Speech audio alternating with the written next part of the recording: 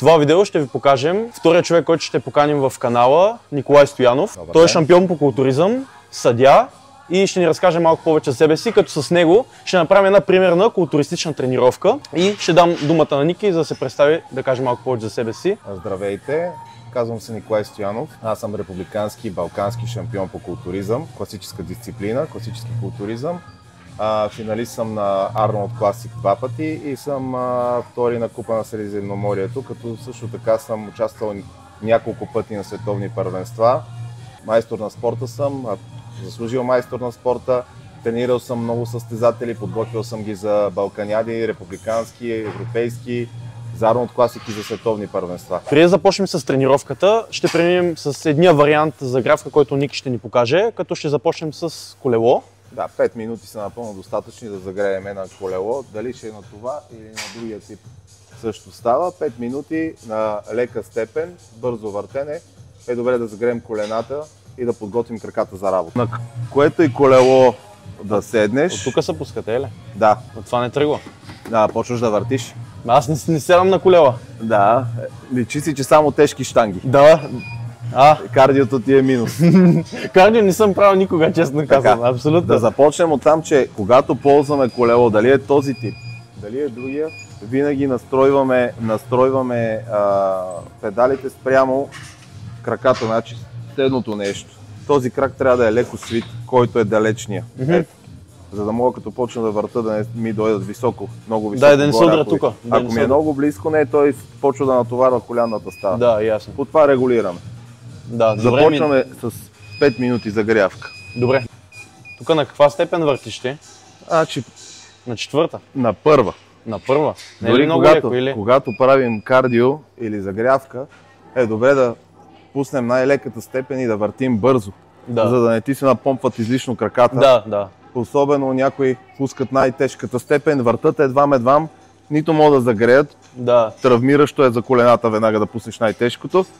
И със сигурност така ще дигнеш и ще загрееш като цяло по-добре. Ще дигнеш пулса, като ето виж 22 скорост, примерно и нагоре, да не пада под 22. Добре. В началото ще е малко странно, защото ще имаш чувството, че ти е много леко и, но после... и ще ти изкочат капачките, да се казва. После се натрупва и става окей. Ники, може да разкажеш малко повече с какво се занимаваш в момента? Ти спомена, че си и съдия по културизъм, което не споменахме от начало. Може да разкажеш малко повече за това? Да, съдия съм към Българска федерация по културизъм. Доста се промениха нещата, защото вече има 3 федерации, а има наложени забрани да се явяваш на всичките едновременно. И мисля, че това трябва да отпадне. Критерия на всяка федерация е различен. Имаше NPC, IFBB и новата LABA федерация, която е. Общо взето, има състезания колкото искаш. Въпросът е да има повече участници. Като цяло, ти за оценяването ли ме питаш? Да разкажеш малко повече за всяка една от федерациите, какви са разликите в тези федерации. И има ли натурален културизъм в България? Следи ли се за допинг? Има допинг контрол. Отделно има натурален културизъм, има федерация по натурален културизъм, както има състезания в Англия, в България. Има допинг контрол, но не е изчистено да кажеш, че това е федерация за натурален културизъм, само както има на други места. Мисля, че имаше на времето, не знам сега там, изгубил съм дирата, кой се занимава с това нещо, но трите федерации имат различен критерий. Нека покажем втората загрявка. Пускаш ги, отиваш на 5-6 степен. Добре. Директно на 5-6? Добре. Това е бавно ходене. Добре. За загрявка. Тук колко минути? 5 минути може. 5-10 минути е хубаво да се загрее преди това. Може да се направи комбинирано. 5 минути колело с 5 минути стълби. Със сигурност си загрял целите крака, колената, всичко и си готов за работата за крака. За да мога да подготвим тялото психически и да вдигнем пулса. И кръвта да започне да циркулира. Много професионалисти загряват на стълбите. Примерно един Кай Грин и отделно правиха кардио след основната тренировка стълби. И много нашумя този уред и при жените, и при мъжете. Едно време ги нямаше стълбите в България, само ги гледахме в щатите в големите зали. Сега всяка зала разполага с стълби. Доста по-интересно кардио, ако ви е скучно, не ви се прави пътека, по-бързо минава времето тук, поне на мен лично ми е така. Честно казвам, не чувствам само една минута, аз го усещам. За последното ми световно правих само стълби. Колко минути правите тогава? 30 минути на гладно правих преди... Всяка сутрин? Всяка сутрин, да. Всяка сутрин, но тя беше къса подготовка. така че дете се казва не го усети. Да, да. Но може да се прави сега, някои хора нямат време да тренират боразово, дори да не са състезатели, говориме и за състезатели, и за обикновените хора, когато нямаш време и работа, и ангажименти, и графикът ти е натоварен, може да правиш след тренировката кардио. Но все пак за средностатистическия човек няма чак такава разлика кой тип кардио ще изберат, нали така? Да. Важното е да го прави, да има енергоразход. И да му харесва все пак. И да му хареса. Аз на много мои клиенти казвам, примерно сега, само да ги мотивирам да направят кардио, не може да го задължиш някой да тича на пътеката или не е подходящо за него да тича на пътеката. Аз им казвам, имаш 15 минути кардио, избери си кое ти е най-симпатично, давам правилата, които са за стълбите, за колелата и за пътеката. Давам, примерно 5 скорост, 5 наклон, ходене бавно на пътеката, 20 минути, окей за някой, който не е който се занимава професионално, да, ясно. Първото упражнение, с което ще започнем е класическата лек екстензия. Обяснявам защо. Не само някои състезатели, а и професионалисти, а и за обикновените хора става този вариант. Защото ние казваме класическа културистична тренировка и много хора, които ще ви гледат, ще кажат, тази тренировка не е за мен, тя е само за културисти. Да. Напротив, тя става, това е ден за крака за всеки един човек, който иска да изгради мускулна маса. Да. Добре. Лек екстензията, както и знаеш кой е Крис Бъмстед. Естествено, да. Той започва с абдуктор машина, отваря малко да загрее тук, да освободи, да почне да влиза кръвта и след това лек екстензия. Той прави само 2 серии, както и Джей Кътлър и други професионалисти. Джей Кътлър 4 пъти мистер Олимпия. Правят само 2 серии тук загряващи. Добре. След това започват базовите упражнения и упражнението лек екстензии минава някъде назад в тренировката. Ние го обясняваме като обща информация това нещо. Добре. Ние ще си започнем с предизтощение на квадрицепса, ще си направим 4 серии на лек екстензията. Първата естествено ще направим 20 броя, тя е загряваща. Добре. Заповядай. Добре. С тези килограми С тези килограми 20 броя. Добре. Задържам ли горе или контролирам движението? Контролираш, няма да задържаш на всяко едно повторение. Добре. Да е бавно и да е плавно, както го правим, дето се казва по учебник. Добре. Добре, 20 ще са окей. Да, тази тежест не е много тежка. Класическа пирамида ще направим. Ще дигаме тежестта и ще намаляваме повторенията. Докъдето издържиш. Добре. Може камерата да те спаси днес. Започват да се усещат по-малко. Аз не съм стигнал да правя много повторения. Да, ще те извадим от зоната на комфорт. Добре, дори аз не очаквах, че ще натежи вече тази тежест. Значи тук ще споменем, че всеки подбира тежестта спрямо бройките. Значи някой може да направи, тук имаме малко се разминават, не са точно килограмите, защото са от либри. 23 кг примерно може да сложи за 20 повторения. Да. След това може да отиде на 40 кг да направи примерно 15, на 50 да направи примерно 12 и 60 да му е тавана за 10 повторения. Да, всеки според възможностите си, трябва да преценява. Добре. Ние не показахме тук загрявката, която да трябва да направим преди това, стандартно да всички я знаем, дали ще е отдолу нагоре или... Лакти, китки, рамене, врат. Това го спестихме, мисля, че на всеки е ясно. Всеки вече, който тренира, фитнес е най-масовия спорт, всеки е виждал някой как загрява. Затова да не губим време, да минем към сериозните неща. Следващата серия с колко ще правим? Да уточним, че почивката може да е... Да, и почивката. Да, и машината ни показва, специално тук в Лайса, машината ни показва една минута, може да починем откакто сме направили повторенията. Но също тук да уточним нещо много важно. Не трябва да сме задъхани, особено при базовите упражнения. Клек, преса, напади, римска тяга. Трябва да се нормализира дишането, пулса да падне. Вие сами може да се усетите кога сте готови за следващата серия. Без телефони, без дълги разговори, когато искаме тренировката да е интензивна. Така че сами усещате, че вече сте готови да направите серията. Даже на някой може минута да му е много. Да.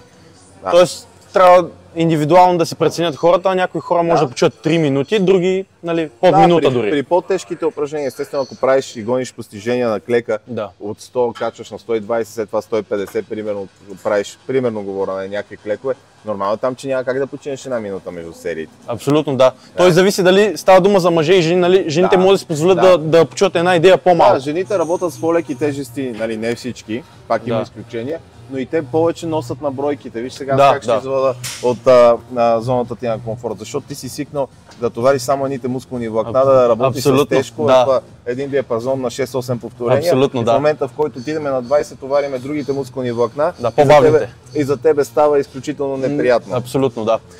Добре, нека да преминем на втората серия. Слушай 2-3 плочки отгоре. Добре, нека да са 3. На 54 ще сложа. Добре. Колко повторения? Да направим 15 повторения. Добре, 15. Отново контролирам движението. Да. Супер е това. Добре. Тук не казваме методики, нали, защото може серията да завърши с 5 много бавни с задържане горе. Добре. Примерно. Казваме само какво може. Добре. Днес показваме. Днес си ги правиш така. Добре, окей. Може да се добави на последната лека екстензия, примерно да има дроп серия, да се разтовари.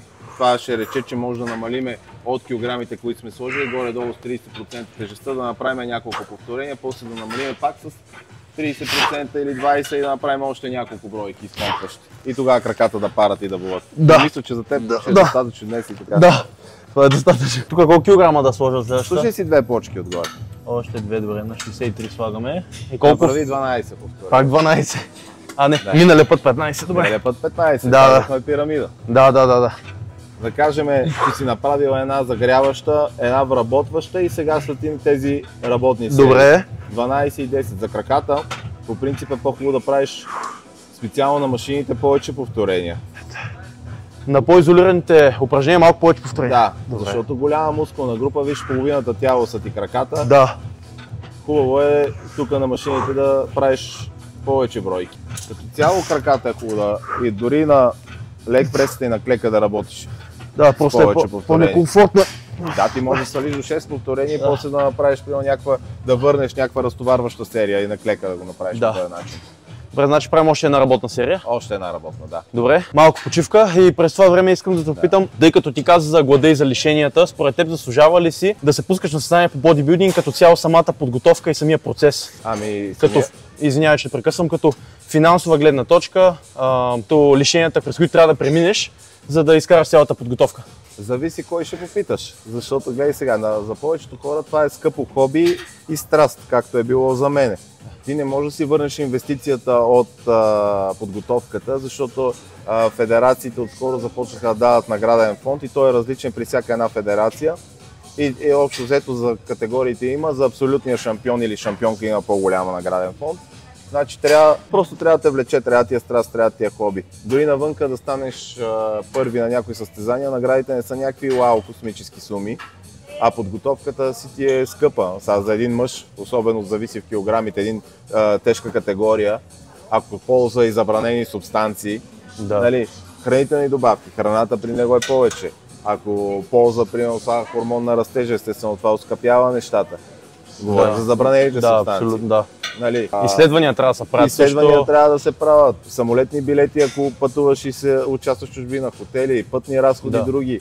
Всичко това нещо, нали. Но в крайна сметка ти така или иначе трябва да се храниш. По-добре да избереш правилния начин за храненето. Абсолютно, да. Никога не е достатъчно, но съм си говорил основно момчета, да кажем една подготовка за няколко състезания или годишна подготовка му струва една хубава кола и аз му казвам, и дори за мен съм го казвал много пъти това нещо.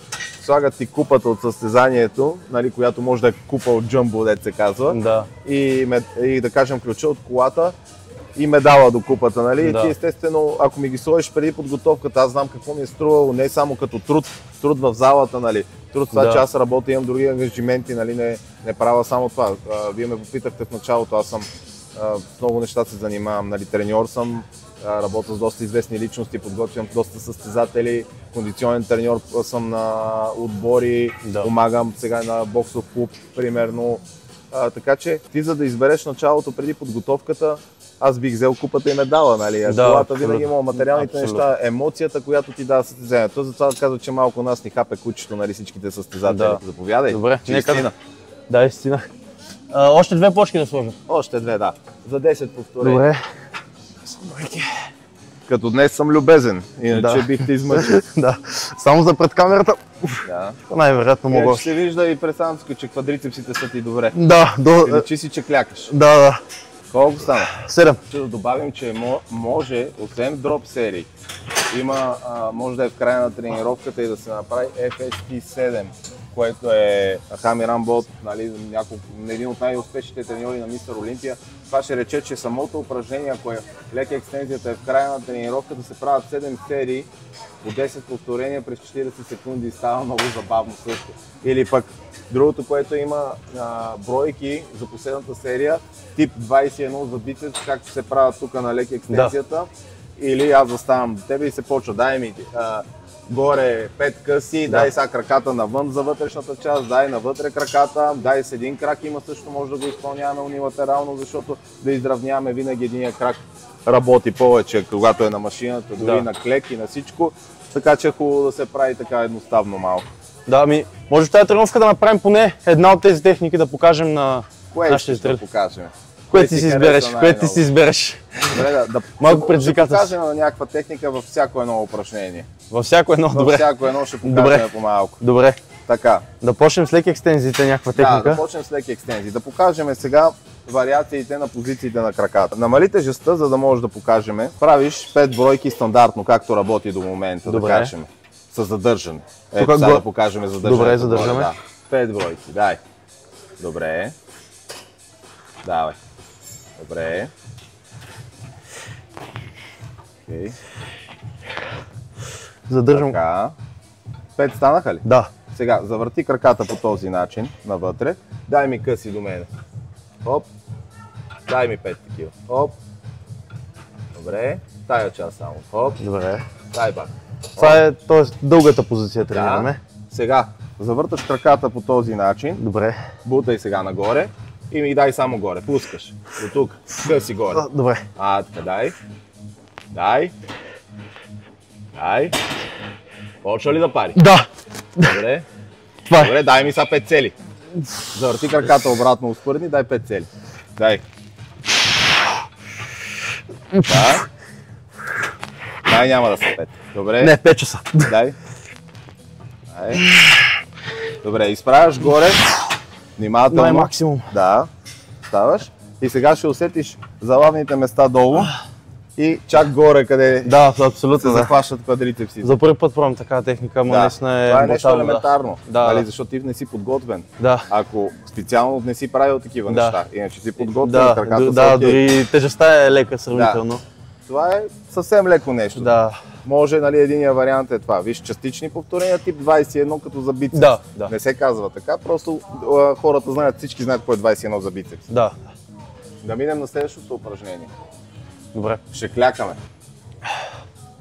Искаш го спри за малко да почине, или?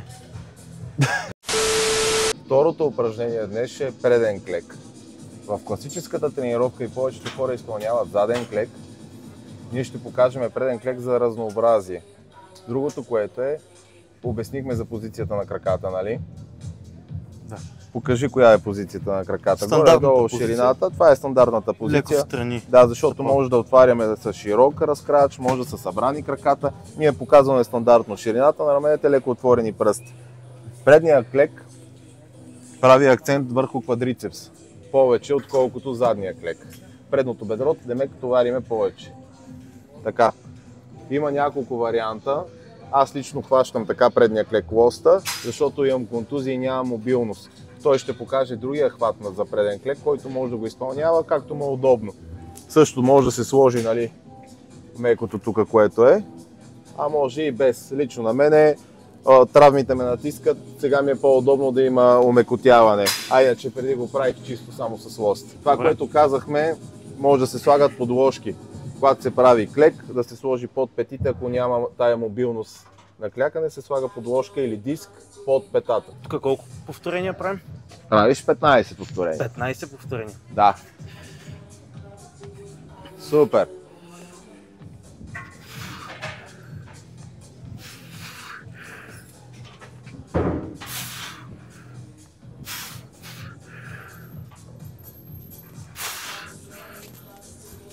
Петнайсет. Добре. Може малко по-плавно да пускаш, тъй ти е лека тежестта и затова бързаш. Да. И не е нужно горе рязко, това трябва да се избегне. Добре, дали на клека, по-контролирано. Да, Okay. или на лек пресата, да не се заключват рязко колената горе, да го няма това щракане на коляното. Добре, на следващата серия по-контролирано значи. Да. Втората серия. Втората серия може да добавиш едни десетки. Предният клек естествено не позволява толкова големи тежести, колкото задния клек. Нали? Пак е строго индивидуално, може би има щангисти, които могат да клекнат много с преден клек, да направят с голяма тежест. Но винаги на задния си по-силен. Вземи малко въздух, почини, изчакай да ти се нормализира дишането и сам ще усетиш, че ще падне пулса. Добре. Тук почувам, Ники, искам да питам какво би казал на човек, който те първо иска да започва да се занимава с културизъм. Някакви съвети, които да му помогнат в самата подготовка или избяга тези провали, които може да направи по време на подготовката. Аз ще кажа от моя опит и моите грешки, нека оттам да започнем. Да не се пренебрегва загрявката.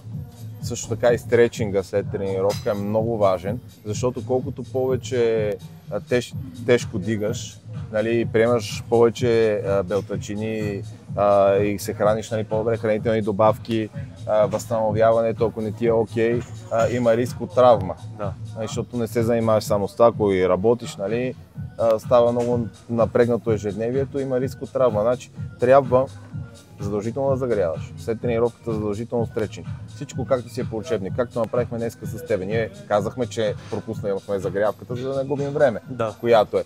Но загряхме на кардиото. Да. Грешките, които могат да допуснеш е с вземането на стероиди също. Някои състезатели взимат много големи дози, което не е окей. Да. Нали, оттам при приема на анаболни препарати сухожилията изтъняват, мускула се пълни с вода, нали, силата идва, но сухожилията не са готови за големите тежести и се получават някакви микротравми или, не дай си Боже, да скъсаш мускул. Да. Тези микротравми се наслагват в дългосрочен план и когато не успее да се възстанови самото сухожилие, то се разкъсва. Така точно така, да. То се разплита като на нишки се едно сухожилието и се къса в един момент. Това е друго, какво може би забравяме много неща, но трябва да споменем тук, че тръгнеш да се занимаваш с културизъм, трябва да си много отдаден на това нещо, всичко да ти е по режим и да споменем също, че 80% е хранене, не е хранителни, това са хранителни добавки, защото те са добавки към храната, както и забранените медикаменти. Също няма да те направят шампион на състезанието, ако ти не си направил храната, тренировката, кардиото, възстановяването, съня, приема на вода да си хидратиран. Всичко това е грешка. Ето аз моите грешки, аз не пия достатъчно вода също. А за мускула трябва, за цялото тяло да функционира, трябва да пие много вода. Аз съм така, че мога да изпия половин литър за целия ден. Аз съм 90 кг човек. Да. И ми трябва 4 литра и половина, примерно, вода. За жалост, аз съм от тия хора и гледам да пия малко повече вода. Ами това са грешките, които могат да допуснеш и които можеш да ги спреш, да се казва, да си наложиш. Ти ако си наложиш да пиеш вода и да се храниш правилно, можеш всичко е воля, всичко е въпрос на воля. Да. Всеки един шампион и голям спортист има огромна воля. Добре, да продължаваме втората серия. Добре, дай 12. Другите може направи го малко по-контролирано. Не бързай.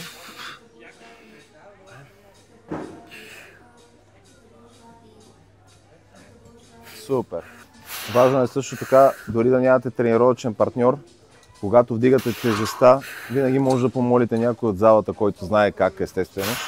Ако се налага да ви пази, да ви помогне да направите няколко повторения още. Супер. Закачаш. Дишай. Тежко беше.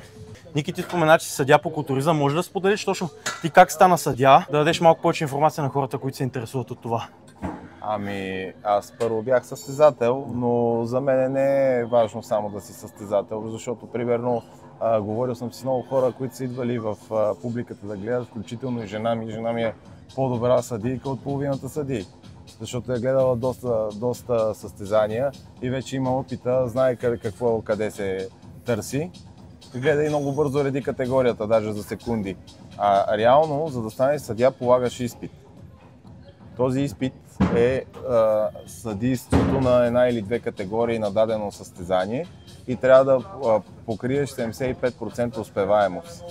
Защото ако нямаш 75% успеваемост, значи не ставаш за съдия. Да. ще размениш някой, ще ограбиш на някой дали медала, дали грамотата. Затова ти като съдействаш в категорията, има си тест съдии, върви си състезанието, тяхната оценка не влиза в самото състезание, когато са тест съдии. Те ти оценяват само твоето съдийство. Те седат съдиите зад съдиите, оценяват дадената категория и после спрямо другите съдии и секретарката или секретаря на федерацията вижда дали оценките им са правилни по категорията, защото ти можеш да сбъркаш, случвало се и на опитни съдии, нали, ти виждаш номера на сцената на състезателя и да напишеш два едни и същи номера, примерно четвърти номер го слагам първи.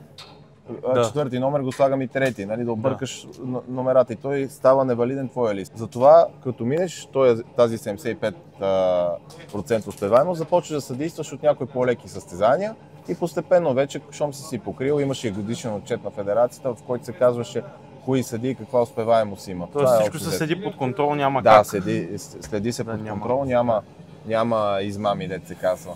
Той е субективен спорт. Никия, за използването на колана, ти какво би препоръчал при по-тежки упражнения? При по-тежки упражнения задължително и подбора на колана е много важен. Също има колани тип курсети, има колани тип нашите, които са за фитнес, има неподходящи колани и от модела зависи и с лепкъм и с металните двете или едната закопчалка, катарама, както е. Защото някои от тях натискат точно тук пъпа. Остават и свободно тук и натискат и се получава една плътна херния от колана. Не само от тежките килограми. Да, аз съм учил това нещо, да. Много състезатели се оперираха от плътна херния. Веднъж като направиш, те ти слагат платно тук и после от тежко тя тръгва нагоре. Да. Появяват се много. Тоест по-добре да е малко по-широк колана тук. По-широк тук, да, или тип курсет може да сложиш. Да. Както и ако дори не е в самите упражнения, както сега в момента отхапване ми е разширен корема, ако тръгна да се състезавам за да го пребера, освен че ще намаля порциите и количеството на храната, мога да се храна на по-често, по-малко, нали, както е по режим, дори да не е на 3 часа, да е на 2 часа, да ги разделям, да се храна по-малко. Бих сложил такъв курсет или коланите, които са за махане, за топене, тези с гумата, знаеш, за горенето на мазнините. Само че не на голо, отгоре върху фанелката. Първото, което той веднага коремата седи прибран от самия колан. Вече няма да го отпускам напред като дишам, ще ми седи цялата тренировка прибран и така талията се пребира също. Да, ясно.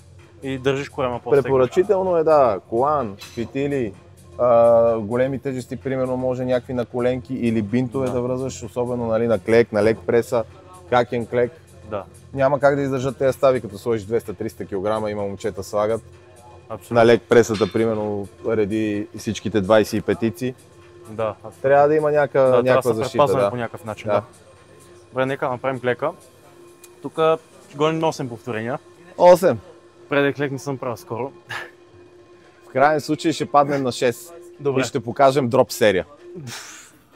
Добре. Тежко е. Добре, внимателно. За да не се контузиш внимателно. Няма. Дай. Добре. На 6 са. Добре. Дишай горе хубаво. Много е важно дишането при усилието да се издиша горе. Поемаш въздух долу, горе издишаш. Така ще ти е по-лесно.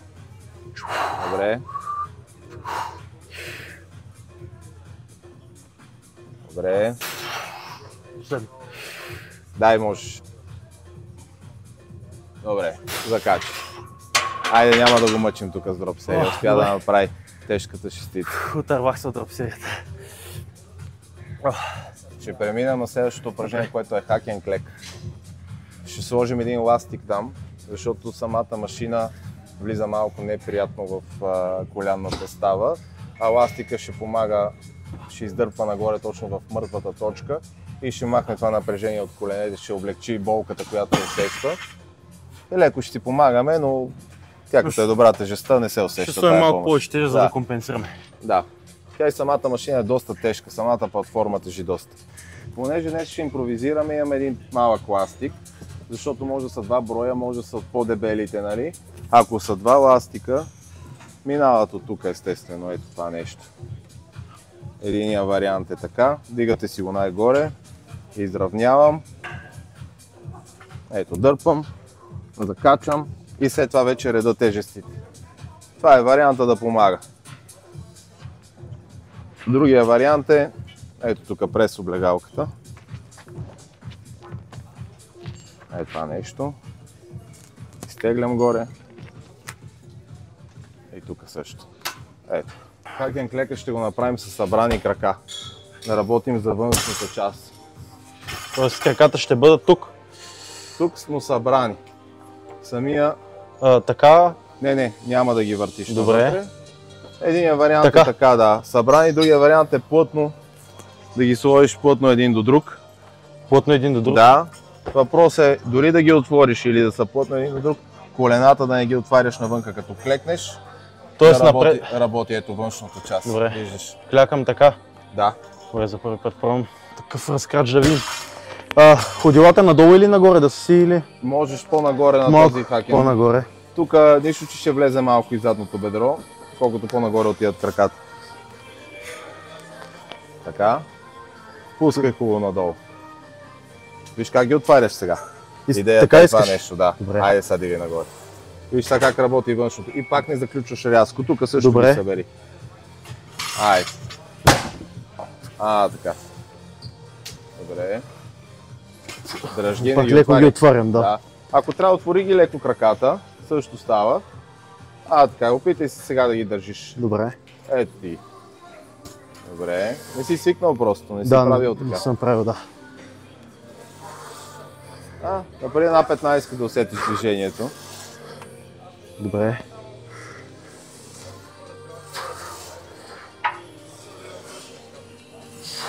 Тук ще направим 3 серии, са напълно достатъчни след клека.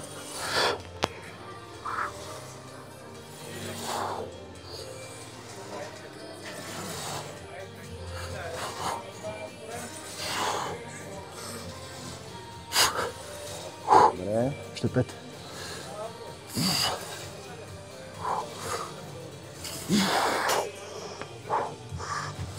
Заключвам ли колената напълно или? Не, леко си ти остава Леко пак. си ти, добре. Пак го няма това рязкото заключване на колена. Добре.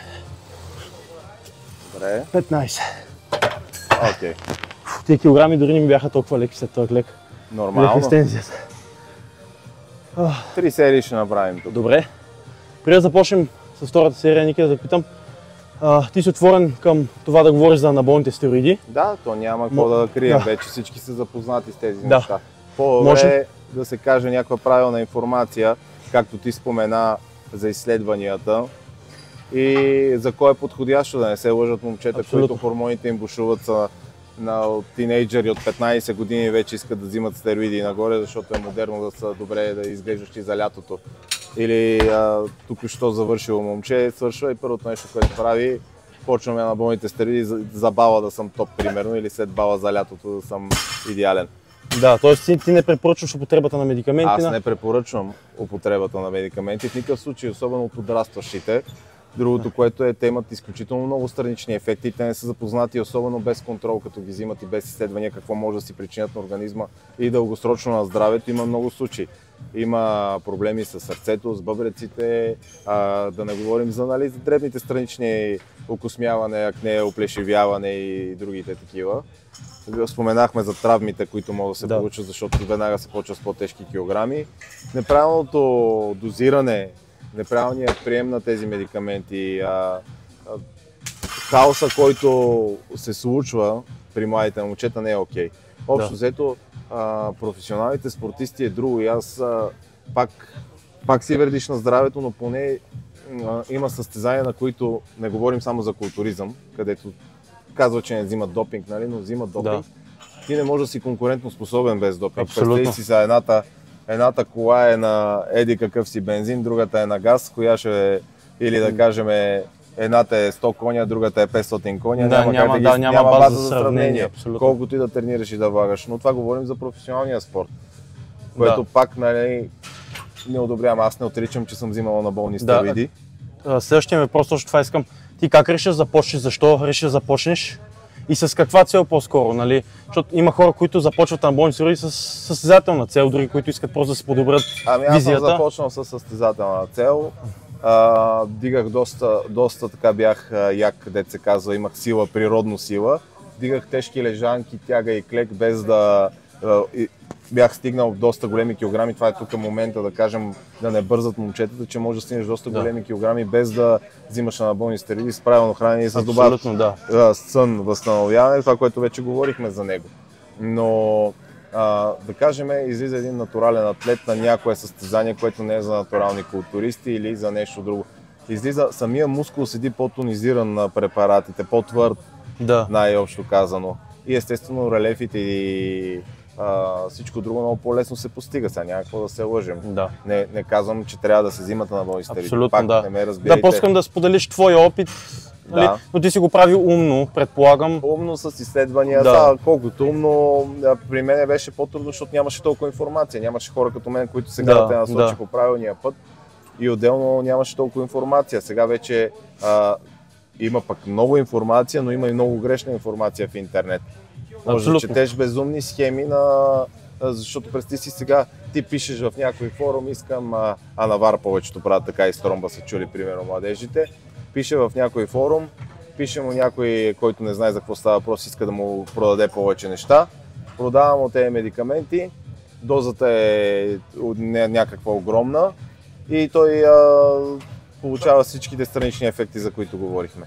Да, затова трябва да се посъветва с нужните специалисти, ако е решил да употребява такива. Не трябва да се препоръчват. Не се препоръчват, не трябва да се взимат, но все пак, ако някой има състезателни цели, е нужно да... всичко трябва да се съветва с доктор, да се правят изследвания. Абсолютно, Има спортни доктори, които разбират от тези неща. Има специалисти като мен, има и други колеги, които са доста в час с нещата. Просто трябва да се по правилен начин, ако нещо се предприема такава стъпка. Абсолютно, пак казвам, то няма правилен начин. Това е да кажеш да си алкохолик, нали, да пиеш правилно или пък да друсаш правилно. За всяка една доза би ти навредил по някакъв начин. Това трябва да го знаеш, защото те си виждаш, ще взема само малко такова, то е безвредно, за лятото тук какво ще ми направи? Аз доста хора съм разубедил да не взимат стероиди. Абсолютно. И на доста хора не съм дал стероиди, особено момчета, които виждам, че са направили едно страхотно тяло, тренират супер правилно, имат перфектно изпълнение на клек, лек, тяга, те щанга, мечка, казвам, например, рамени, пред всички базови упражнения, имат много добри постижения. И аз доста момчета съм разубедил, викам, храниш се правилно, правиш кардио, тренираш по този начин. Дай си малко време, всичко ще стане. Ти не си състезател, не си професионален спортист. Дето се казва, още живееш при майка ти и при баща ти, нали? Нямаш това напрегнато ежедневие. Нито работи. Неговата идея е сега да тренира и да учи. Абсолютно. Той няма да си изкара прехраната с това най-малкото. Няма да си изкара прехраната. Вреди на здравето. Познавам доста хора и лично и аз съм имал проблеми с здравето от тези медикаменти. Не са за препоръчване. Абсолютно. Ние не ги препоръчваме със сигурност. Ами добре, Ники, нека да преминем в следващото упражнение.